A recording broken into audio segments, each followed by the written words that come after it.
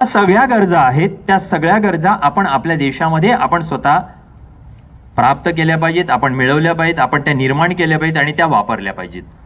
तरच विकसित भारत देश निर्माण होईल.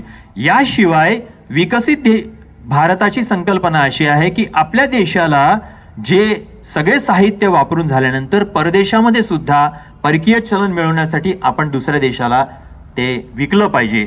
अशा प्रकारची विकसित भारताची संकल्पना आपण पुढे आणली पाहिजे आणि यासाठी तरुण मित्रांनो तुम्ही त्यासाठी काम करायला पाहिजे. दुसरी संकल्पना मी तुम्हाला सांगेल ती म्हणजे अशी की आदरणीय राजकीय लोक सुद्धा सांगतात आणि मी खास पंतप्रधानांचे आभार मानेन की स्वदेशी वापरा. आज आपण पाहतोय की सगळ्या गोष्टी आपण परदेशातल्या वापरण्यासाठी उत्सुक असतो, पण आपल्या देशामध्ये जर आपल्या देशातलं चलन आपल्या देशामध्ये राहायचं असेल तर आपण आपल्या देशातील ह्या स्वदेशीचा वापर केला पाहिजे.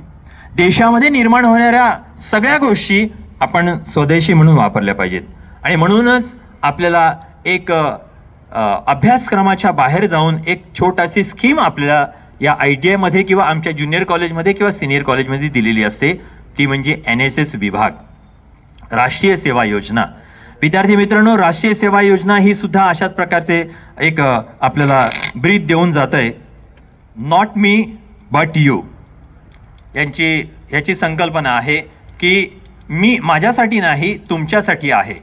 ही जे शिबिरं होत आहेत माझ्या माहितीप्रमाणे ह्या ITI मध्ये सुद्धा एक 5 दिवसाचं किंवा आठवड्याभराचं शिबिर होत असतं आणि त्या शिबिरामध्ये हेच तुम्हाला शिकवलं जातं ते म्हणजे देशप्रेम आणि देशासाठी काम करा, स्वतःसाठी काम करा, आपल्या गावासाठी काम करा, आपल्या परिसरासाठी काम करा.